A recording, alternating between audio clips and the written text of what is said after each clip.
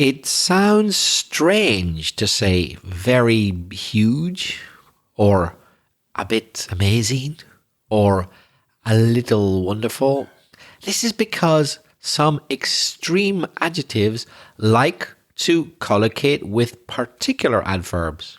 On this podcast, you will learn some gradable and ungradable adjectives and the adverbs that go or maybe don't usually go with them.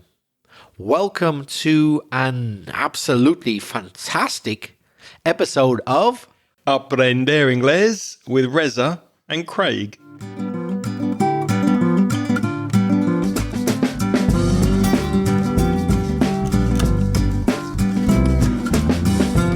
Hi, I'm Reza. And my name's Craig. And with more than 50 years of teaching between us, we'll help you improve your English and take it to the next level. So, Craig, how are you feeling? I'm feeling fine, wonderful, ecstatic, awesome, and any other positive adjective you can think of. How are you, mate? I'm feeling pretty good myself. Pleased to hear it. What's first this week? Well, first of all, we got a voice message from Alex from Segovia.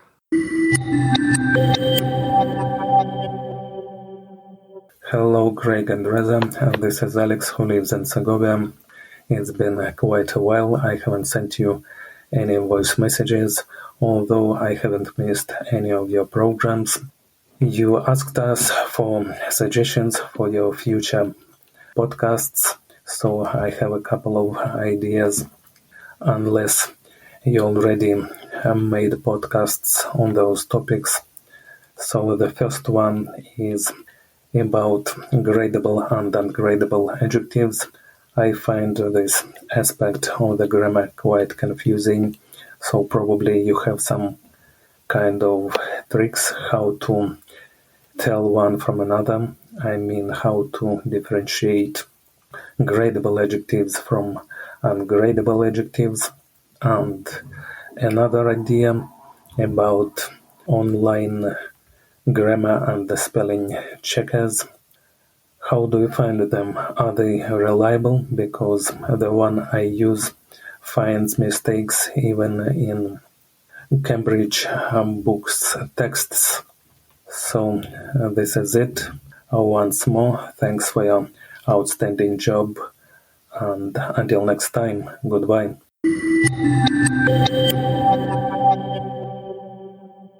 Well, thank you, Alex. It's always a pleasure to hear your voice messages. It has been a while, but please send us as many as you like. It's always nice to hear from you. Any comments, Reza? Yes, Alex, thanks very much. It's always very nice to hear from you. Craig's quite right. And you've always got some good ideas. Indeed, we're going to use one of your ideas right now, the gradable and ungradable adjectives. But first, let's talk about the spell checkers. Craig, I'm familiar with Grammarly and ChatGPT, but there are others which I'm not so familiar with. What about you? Do you know any others? Well, yes, with the AI revolution, they keep popping up and appearing constantly. Google's Bard changed its name recently. We're recording this in February 2024. You'll probably have different names by the time you listen to this. It's called Google's Gemini now, which is their AI system. Then there's Microsoft's Copilot. I would take all of these with a pinch of salt, meaning, yes, use them, but use them carefully. I tend to use 2 or 3 and I cross-reference the results and then maybe do some further investigation depending on the query or the question I've asked them. And even with spell checkers, I find that my spell checker, when I'm writing in Microsoft Word, for example, tends to give me a lot of American spellings, which I don't like, so I change. Sometimes it will take out words that I want in the sentence. So it's an aid, it's a tool, it will help you, but I would also look at more than one source. So always check with a different dictionary or with a different AI or with a different source of information. What's your opinion, Reza? Yes, that's a very good point you bring up about the different varieties of English. Bear in mind that Microsoft... Bear in mind, we spoke about that last week. From the last episode, yeah. Consider it, don't forget it, that in Microsoft Office, you get to choose. In fact, I think you have to choose. You have to choose, or it'll choose for you, a type of English. I think I can change it, can't I, to British English? You can change it, but it has to be something. They don't have like a neutral English. No, it's either in American English or English. They have others as well. They have Australian English, Irish English. They've got them all there. But the ones which are the default, the ones which automatically come up, tend to be the American English or the English, from England. But you can change it. So it might point out something as a spelling mistake and even occasionally a grammar mistake. But it might not be. It might be to do with the variety of English. Bear that in mind. What really annoys me, I've noticed this a lot lately, if I use a modifier, say, for example, I write, "It was really nice to hear from you," the spell check or the grammar check will want to eliminate and cross out really. Why? I want it there for emphasis. I want to say that it was more than nice. It was very nice. It was really nice. But some software AI programs think that that kind of emphasis is superfluous. It's not necessary. So just be aware of that. I wonder, does the opposite happen as well? What if you wrote in an informal email, "Nice to hear from you," and you didn't bother with the "it is nice" or "it was nice"? Take out "it is" or "it was" and just put "nice to hear from you." I wonder, would it point that out as wrong because people write it? I haven't noticed that. It might do, but what I have noticed is a lot of these modifiers, a lot of these words that we put in for emphasis, it wants to take those out. Okay, well, let's get to the bottom of this. Let's find out a bit more detail about these modifiers and the words that they can modify. So let's talk about adjectives, which can be modified.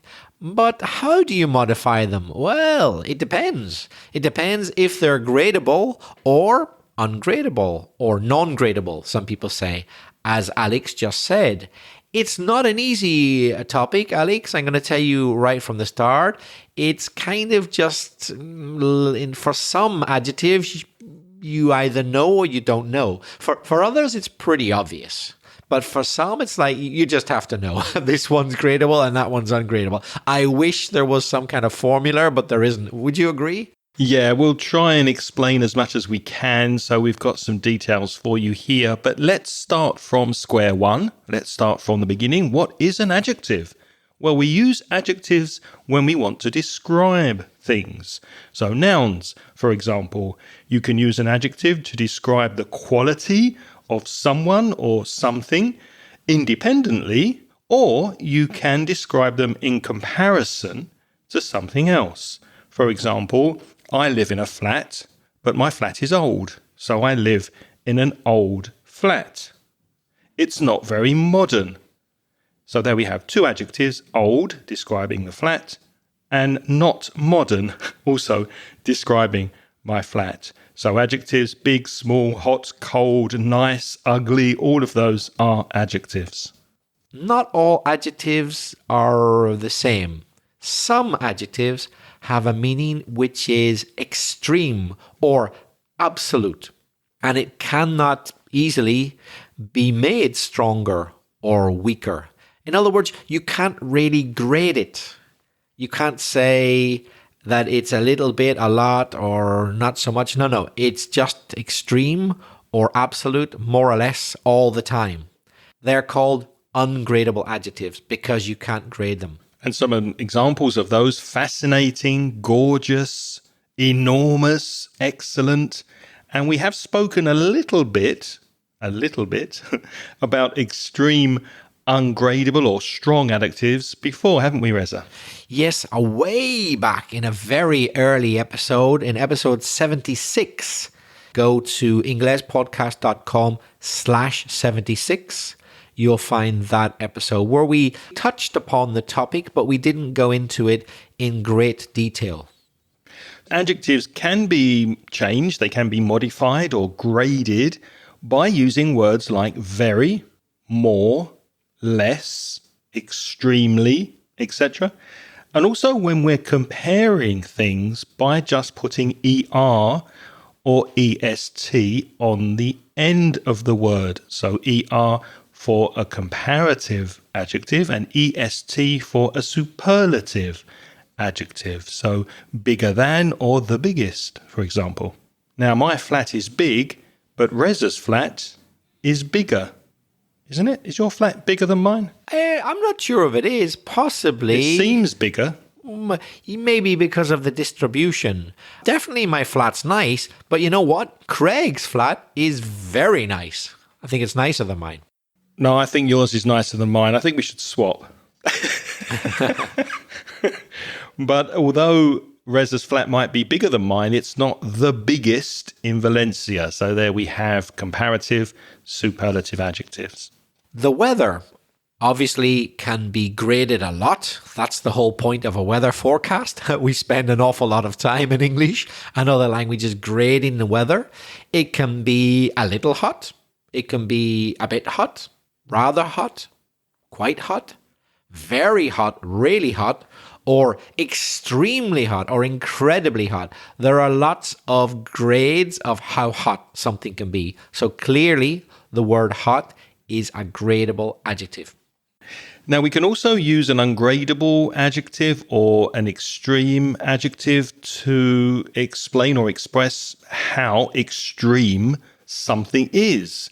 Part of the confusion with these extreme adjectives is that they can only be graded or affected with some extreme adverbs like absolutely or totally or completely. For example, the UK is very cold in January. Well, if you come from Valencia, maybe you find that an understatement. Understatement is when it's not emphasized enough, because compared to Valencia, it's more than just very cold. In fact, it's often freezing. So freezing is an extreme adjective. It already means very cold. Cold could be very cold or it could be a bit cold. But the word freezing already automatically means very cold. It's an extreme or an ungradable adjective. But you can add extra emphasis to freezing. You can't really make it much more freezing. It's already absolute. But you can emphasize the fact that it's very, very, very, very cold. Yeah, you can say it's absolutely freezing. So the word absolutely will go with these ungradable adjectives. Yeah, not though with the gradable ones. We don't say absolutely plus cold. No, for cold we have to use another type of modifier, as Craig said, like very cold, a bit cold, a little cold. But because freezing is an ungradable extreme word, we have to put certain, and there aren't very many, but a few possible modifiers like totally or completely or absolutely freezing. But we can't say very plus freezing. We can't say slightly. We can't say a little plus freezing, because those words can only go with gradable adjectives. Is fantastic an extreme adjective? Yes.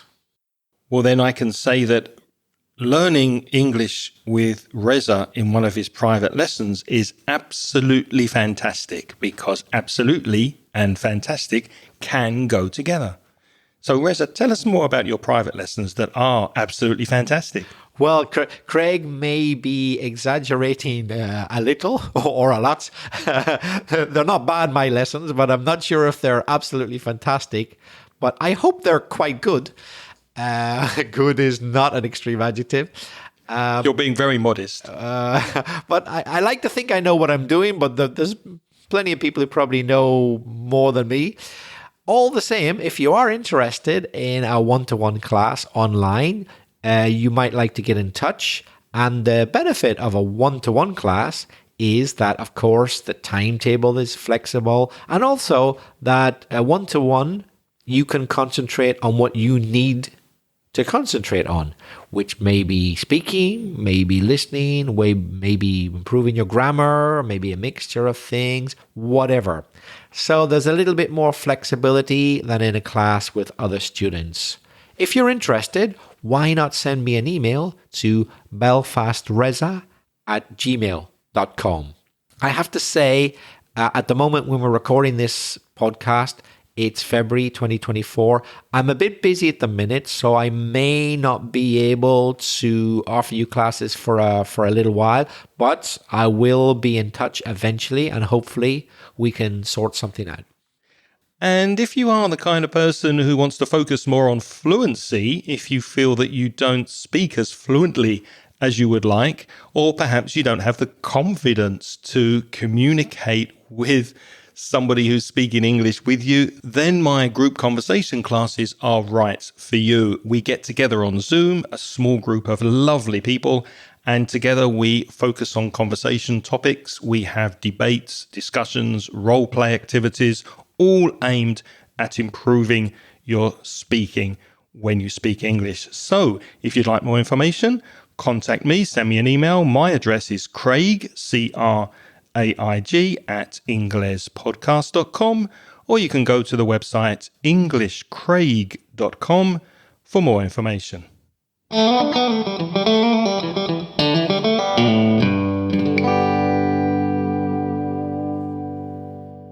And now let's get back to gradable and ungradable adjectives, because it's your turn to practice. Reza, let's think of an activity we can do to get people listening and actually actively speaking and using these adjectives. Okay, so what about this? We'll say some examples using a gradable adjective, like cold, for example, and you should try to say the extreme adjective, if you know it. Freezing. Exactly, before you hear it. So we will tell you the answer, but you try and say it before you hear the answer. So firstly, identify the gradable adjective and then guess a suitable ungradable adjective. In other words, a more extreme version. You can also pause the audio and repeat after us if you want to practice the pronunciation.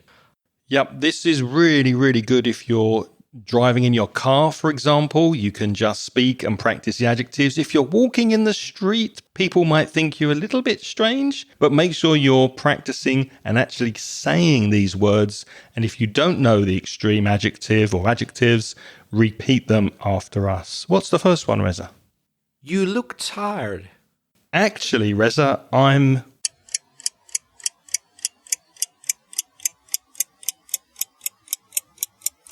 exhausted. Have you noticed that as you get older, the text and instructions on products get smaller and smaller every year? It's so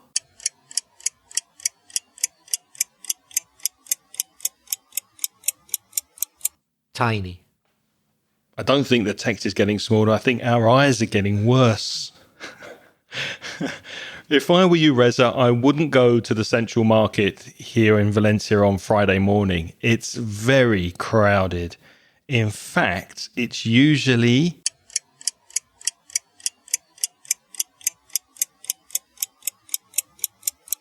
packed. Packed. Packed. Is your local market where you live packed on Fridays? It's busier. It's really busy, but I wouldn't say as packed as the Central Market. Here's the next one. The beach in Valencia is about 5 kilometers long. It's very big. It's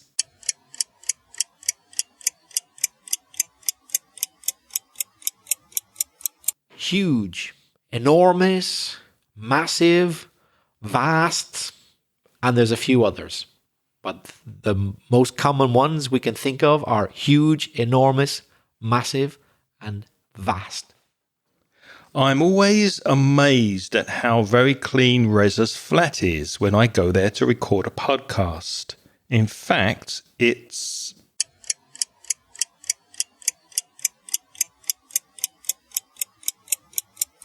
spotless. I was very angry when Johnny, Not Craig, of course. When Johnny ate the last chocolate biscuit, Craig would never do that. No, no, no, no. Nevertheless, I hid my anger well. He had no idea how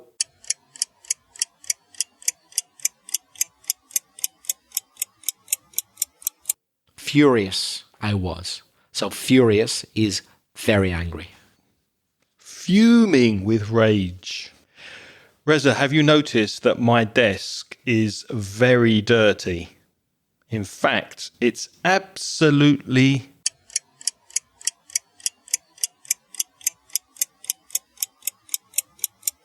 filthy. Don't bother watching the latest Sylvester Stallone film. It's really bad. That's not only my opinion. All the reviews say how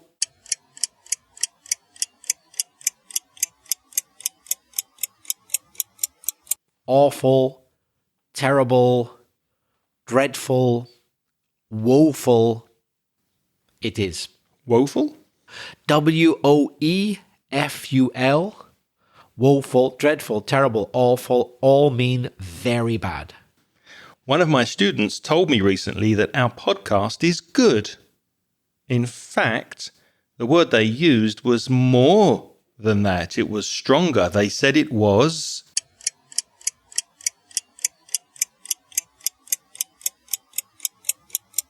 wonderful, or fantastic, or excellent, or superb, or outstanding.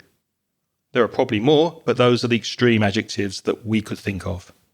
The thing I remember most about New York is the big skyscrapers. They are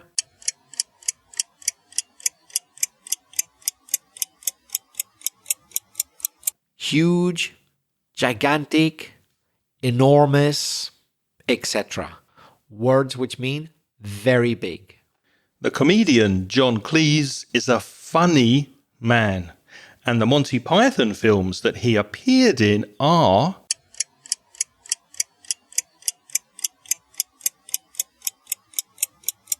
hilarious. The recent advances in artificial intelligence are both very interesting and quite scary. More than that, I'd say they were both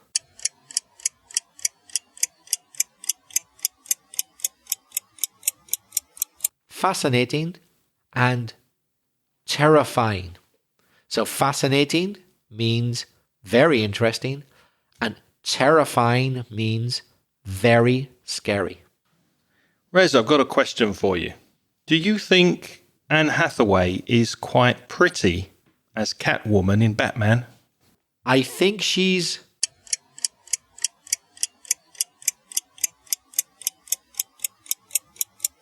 gorgeous or stunning or beautiful. Is she your favourite Catwoman? No, actually, I preferred Michelle Pfeiffer. Remember when she did it? I do, very well. Very well, too well. Halle Berry was also... Oh, Halle Berry was good. Either Michelle Pfeiffer or Halle Berry. Sorry, Anne. Anne's not bad, but I prefer Michelle or Halle. There's a new Catwoman, Zoe Kravitz. I haven't seen that film, but I've heard she's very, very good in it. Zoe Kravitz. Reza, what do you think? Should we have something to eat after recording this podcast? Because, to be honest, I'm feeling a bit hungry. Yes, I'm absolutely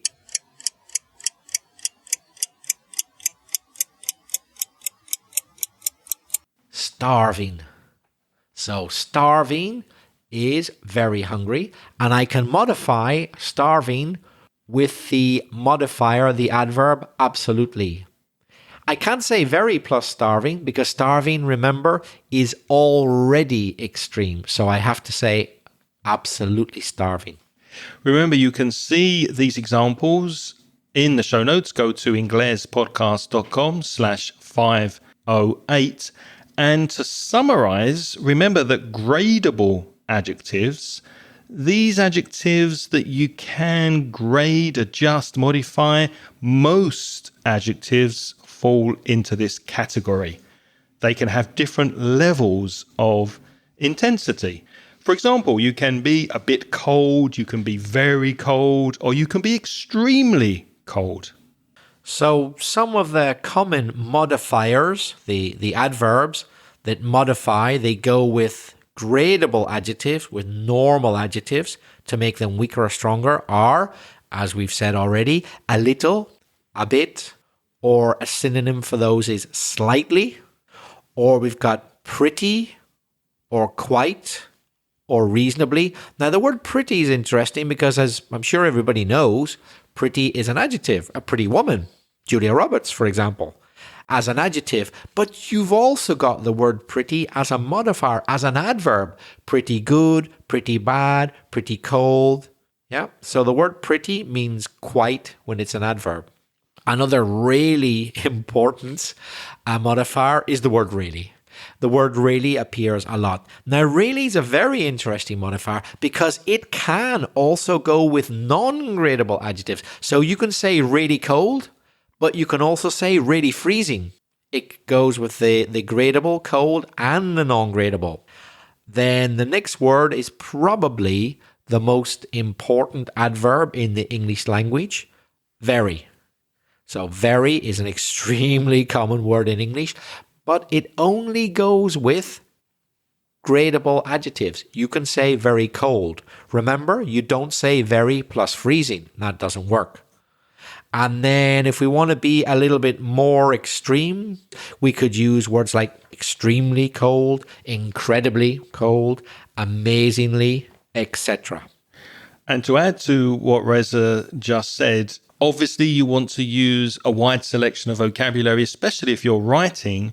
Maybe you don't always want to say really, but just remember that really can go with both. It can go with gradable and ungradable. So if you want to be safe, maybe use really more often than very, and then you'll always be correct.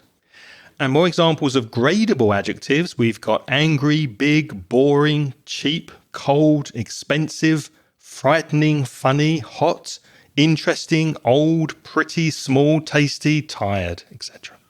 So just to give you a couple of examples with adverbs, with modifiers, with them, a couple we could say a bit angry, quite cheap, really expensive, very hot, incredibly tasty, for example. So those are gradable. Let's move to non-gradable, or our extreme adjectives. And as we said before, they describe absolute qualities that cannot be graded or modified. For example, something cannot be a bit finished. It's either finished or not finished. It can't be very finished. And a person can't be a bit dead. They're either alive or they're dead. You can't say, I went to see my grandmother in hospital and she was a bit dead. She was either alive or she was dead. So to emphasize these non-gradable extreme adjectives, Reza, what kind of modifiers should we use? Well, now our choices are a lot more limited with non-gradable adjectives. The only common ones really are absolutely, totally, completely. Another one which is fairly common but perhaps not quite as common as those is the word utterly. And then, as we mentioned before, the word really can go with gradable as well as non-gradable adjectives. And examples of non-gradable adjectives: acceptable, dead, destroyed, finished, free, impossible, necessary, perfect, ruined, unacceptable, unbeatable, etc. Adjectives which are not exactly the same as non-gradable in the sense of binary, dead or alive, because you can't be both. You can only be one or the other. But that have an extreme meaning are words like amazing, which already means very good. Awful means very bad. Yeah, it doesn't mean bad. It means very bad. It's already extreme. Boiling, which means very hot. Astonishing, breathtaking, wonderful, dumbfounded. Yeah, it means you can't possibly understand something. Speechless, you can't speak. Devastated, etc. Those extreme words, think of them, the words that already mean very something. They already have the very included in the meaning. They're treated the same as words like dead. In other words, they can only be emphasized with this small group of modifiers, absolutely, totally, completely, utterly, really, because they're extreme or non-gradable. So let's give a few examples. Let's ask each other questions, and we're going to answer with extreme or non-gradable adjectives, and we're going to modify them with one of the adverbs which goes with the non-gradable. So, Craig, you mentioned Halle Berry as a good Catwoman earlier. How would you describe her? Meow. I think she's absolutely gorgeous. Yes. How would you describe marking students' essays? Amazingly... No, hold on. Good one, hold on now. There isn't an adjective extreme enough, is there? Ask me again. Reza, how would you describe marking students' essays on a Saturday night when you're really tired? Oh, if it's a Saturday night, then I have to admit that is incredibly frustrating, I have to say. And what's Valencia like in August? Valencia in August? Oof, it's absolutely boiling. It is, isn't it? What about Valencia in Fallas? The main holiday here in March, when millions of people are here. How would you describe it? Completely, totally unbearable. And how would you describe your affair, your affinity? My affair? I haven't had any affairs. Not that type of affair. Your connection with chocolate. My connection with chocolate? Well, I think... when you speak about chocolate, I am absolutely speechless. I have no adjectives to describe my affection for 70% chocolate. So we hope our explanations have helped you, especially Alex or anybody who's been having problems with these different adjectives and modifiers. If anything is still not clear and you have any questions, please let us know. We'll be happy to clarify any doubts you have in a future podcast. But now it's your turn to practice English. What do you think of this podcast episode? Why don't you get in touch, send us a message, and use some adjectives to let us know what you think. Was it extremely bad, or was it absolutely awful? Please be kind. How can people send messages, Reza? You can record your messages, and hopefully you can use a few adjectives with modifiers or adverbs with them to describe us, to speakpipe.com/Ingles podcast. Remember when you're recording that there's a 90-second limit and then it cuts off. If you prefer to write, send us an email with a comment or question. Emails to me go to Craig, Craig, at inglespodcast.com or to Reza Belfast, reza@gmail.com. Craig, for Spanish speakers who want to study for free, have you got any suggestions what they can do online?